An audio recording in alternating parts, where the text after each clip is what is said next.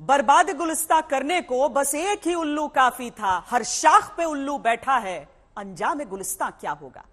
यानी एक बगीचे को बर्बाद करने के लिए एक ही उल्लू काफी है, इसीलिए अगर इससे ज्यादा उल्लू हो तो फिर उस बगीचे का अंजाम सोचा ही जा सकता है।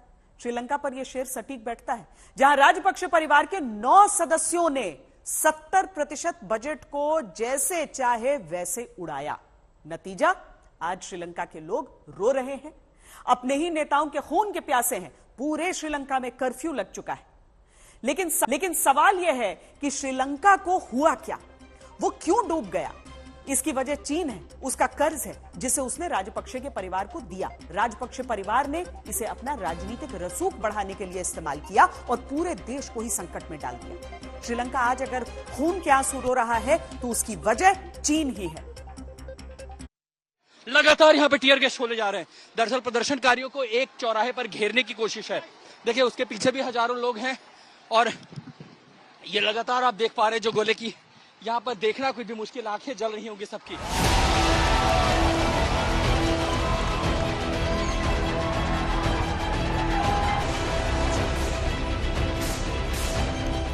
विकसित देशों की सूची में आने का सपना देखने वाला श्रीलंका अचानक कंगाल कैसे हो गया।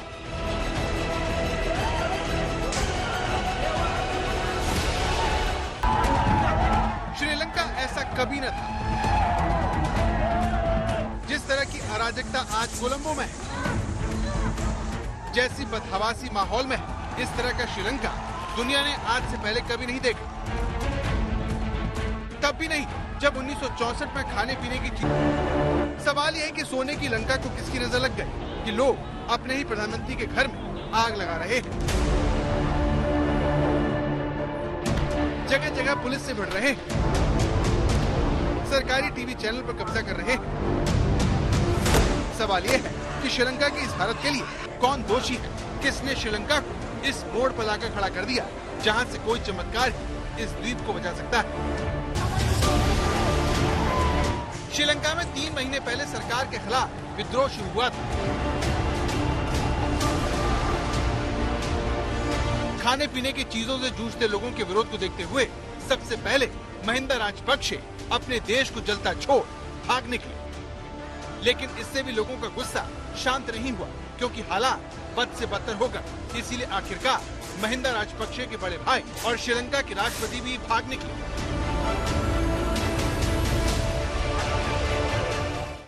श्रीलंका में 1960 के दशक में भी ऐसे ही हालात थे, लेकिन तब हालात ऐसे अराजक नहीं हुए थे। इसकी सबसे बड़ी वजह सिरिमाओ भंडारनायके थी, जिनके नेतृत्व में श्रीलंका ने टापू वाले छोटे देश को भी जगमग कर रखा था। भंडारनायके ने किसी के सामने हाथ फैलाने के बजाय आत्मनिर्भरता का मंत्र अपनाया और श्रीलंका को मुसीबत से निकाल लिया। लेकिन राजपक्षे परिवार अपने देश की आयरन लेडी के इस मंत्र को भूल गया और पूरे देश को मुसीबत में डाल दिया। श्रीलंका के हालात उन देशों के लिए भी चेतावनी है जो चीन की दोस्ती को शहद से भी मीठा समझ लेते हैं। पाकिस्तान हो या फिर नेपाल, बांग्लादेश, उन्हें ये समझना चाहिए कि चीन की ये मिठास उन्हें शुगर का मरीज बना सकती है, उन्हें खोखला कर सकती है, बिल्कुल श्रीलंका की तरह। श्रीलंका के इस दर्द की वजह चीन है, जिसने इस देश को अपनी सबसे खराब आर्थिक स्थिति में पहुंचा दिया। इस कहानी की शुरुआत साल 2005 में शुरू हुई। 17 साल पहले महिंदा राजपक्षे श्रीलंका के राष्ट्रपति बने, जिन्होंने मजबूती से 10 साल तक शासन किया। ये वही दौर था जब चीन ने श्रीलंका में अपनी पैठ बढ़ाई। चीन को यहाँ बड़े बड़े निर्माण के ठेके मिले। इसके साथ ही चीन ने ऊंची ब्याज दरों पर श्रीलंका को कर्ज दिया।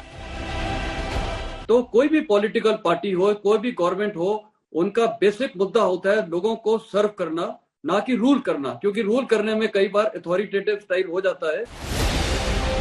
अब आप कहेंगे कि श्रीलंका को कर्ज देकर चीन ने क्या पाया, तो ये समझने के लिए आपको जिनपिंग के काम करने के तौर तरीकों को जानना होगा, जो किसी भी देश के ताकतवर लोगों के साथ डील करते हैं और फिर उनकी बदौलत उस देश की कमजोरियों का फायदा उठाते हैं। जैसे साल 2014 में किया गया, जब 2 चीनी पनडुब्बियां बिना बताए अलग अलग समय पर कोलंबो पहुंच गईं। यहाँ वो नए बंदरगाह पर रुकी, जिसे ज्यादातर चीनी कंपनियां कंट्रोल करती हैं। यानी चीन ने श्रीलंका में घुसकर दुनिया की सबसे महत्वपूर्ण समुद्री मार्गों पर बढ़त हासिल करने का दांव चला, जिसे लेकर श्रीलंका में विद्रोह हो गया है।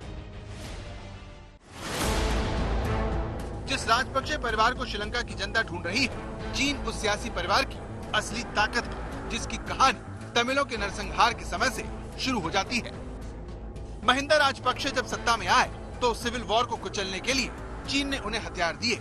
यही नहीं, 2019 में जब गोटाबाया राजपक्षे सत्ता में आए तो तमिलों के नरसंहार के लिए उन्हें दोषी ठहराया गया, क्योंकि सिविल वॉर के दौरान वो श्रीलंका के रक्षा सचिव थे। इसीलिए अंतर्राष्ट्रीय स्तर पर श्रीलंका को लगातार तमिलों के नरसंहार के मामले में घेरा जाने लगा। राजपक्षे परिवार के लोगों पर संयुक्त राष्ट्र में युद्ध अपराध का मामला चलाने की बात आई, लेकिन चीन ने उन्हें बचा लिया। चीन के एहसान का बदला चुकाने के लिए राजपक्षे परिवार उसके आगे नतमस्तक हो गया। क्यों हुआ ये? क्योंकि उनकी पॉलिटिकल मैनेजमेंट और इकोनॉमिक मैनेजमेंट खराब थी। लोगों को लूट से कोई नफरत नहीं है, लोगों को अपने हकों से दूर करना, उससे नफरत।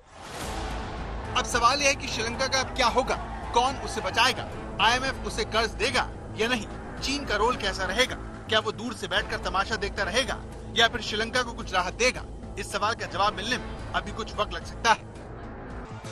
यानी चीन ने जो श्रीलंका में तबाही मचाई है, उस आग को बुझने में अभी काफी वक्त लग सकता है। आशुतोष मिश्रा, कोलंबो, आज तक।